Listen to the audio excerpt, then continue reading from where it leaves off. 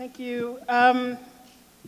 Okay, so it's kind of a weird format, but these are, I'm considering these introductory comments and not at all exhaustive. This is a very sort of broad, somewhat unwieldy topic in terms of Black liberation, Sanders, and left unity, each of which we could speak exhaustively about each one. So I offer these comments in the spirit of introductory comments. The first thing that I would say is that I think that the Bernie Sanders campaign has really turned into the latest and perhaps most dramatic expression of what I would consider to be a deepening radicalization in American society. After all, this was supposed to be the year of Hillary Clinton's coronation as the leader of the Democratic Party and the presumptive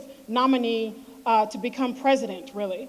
I don't think anybody was even considering who was running on the Republican side. Instead, Bernie Sanders has really shocked the political establishment by creating a viable campaign on the basis of what they would call class warfare.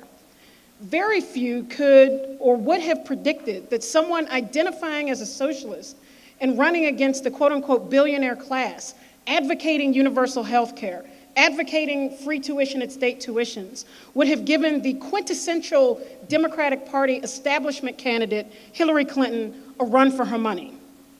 But for anyone paying attention, the Sanders campaign has not simply come out of nowhere, as the sort of mainstream media always puts these things. But in many ways, the Sanders campaign, as I said before, is a sort of most recent eruption of the anger, rage, and bitterness that has been coursing through this country since shortly after the election of Barack Obama in 2008. And I think in some ways that's surprising because when Obama ran in 2007, 2008, this was the candidate of hope, this was the candidate of change, this was the candidate who was going to bring change to Washington, the change that we are the change that we have been looking for, so on and so forth. And I think that the way in which that campaign quickly, the distance between candidate Obama and President Obama in terms of how he was actually governing really led to a sharp kind of disillusionment with the Obama administration, but in some ways with electoral politics in general. And I think some of the evidence, not necessarily around electoral politics, but with the disillusionment with Obama that I think gets transformed into political radicalization, I think has many examples. I think that there was evidence of this in 2011 when thousands of people in the fall of 2011 came out to save the life of Black death row inmate Troy Davis. Thousands of people mobilized unsuccessfully to save Troy Davis's life. I think we saw it later in the fall of 2011 with the eruption of the Occupy Wall Street protests. I think we saw it again in the spring of 2012 when tens of thousands of people across the country mobilized to fight for justice for Trayvon Martin. We saw it again explode in the streets of Ferguson and then Baltimore and cities and campuses in between organized around the slogan, Black Lives Matter. And this is at the twilight of the Obama administration. It's hard to believe that almost 8 years ago, as Obama was running, the mainstream press and commentators actually asked whether or not the United States was becoming post-racial. In many ways, the radicalization in response to both racial and economic inequality are not incidental to the Obama administration, but they are partly products of it. With the end of the disastrous administration of George W. Bush in sight, I think probably most dramatically exemplified by the war in Iraq, but also the collective shrug of the federal government in response to the Katrina crisis, that millions of ordinary people who believed in hope and change, only to see in the 8 years of this administration, very little change in their day-to-day lives. Very little has changed, if anything. in the day-to-day lives of working class people. And so far from post-racial, 8 years later, 8 years after that, 91% of black teenagers, according to a Newsweek poll, think that racism is here to stay. That's an increase from 66% or from 56% who responded that way in 1966. And while the Democratic Party prattles on about its economic recovery, 55% of black workers in this country make under $15 an hour. 38% of black children live in poverty at the height of what Obama describes as an economic recovery. And 26% of black households experience hunger. Since 1979, most American workers have seen their wages stagnate or decline.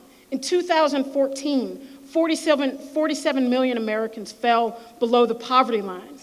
And the growing impoverishment of the American working class is compounded by suffocating debt and the destruction of the public infrastructure and institutions that were created in another period as a result of mass struggle to mitigate against the worst expressions of poverty and inequality.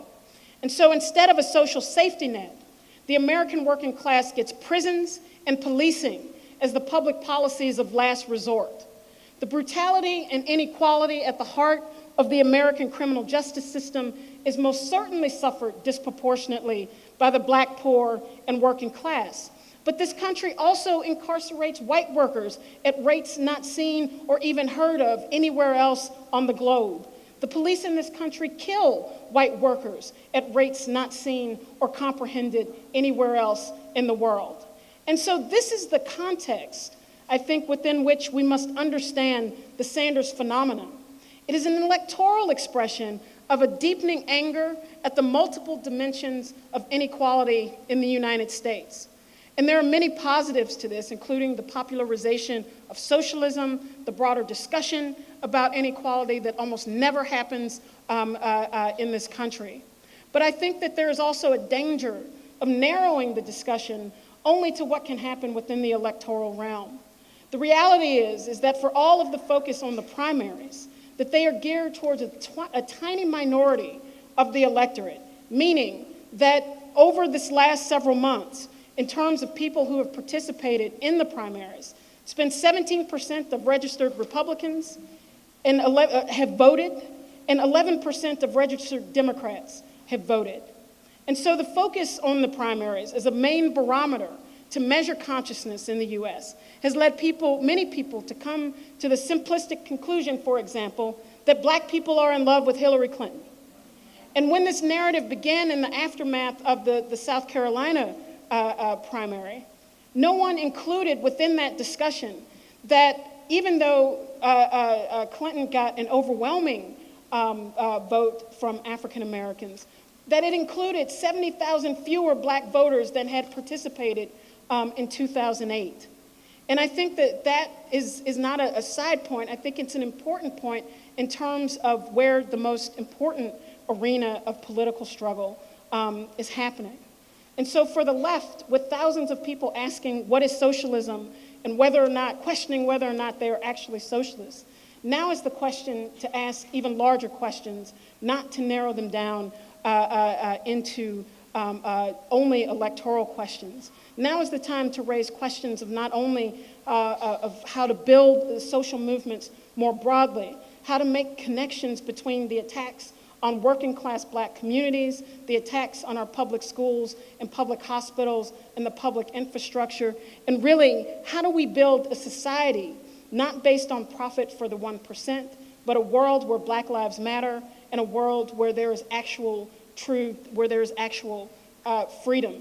I think that these have to be the questions integrated into the discussion about what does the left do in this particular political moment of which there is so much promise and possibility that has been opened up. So I'll open with those comments.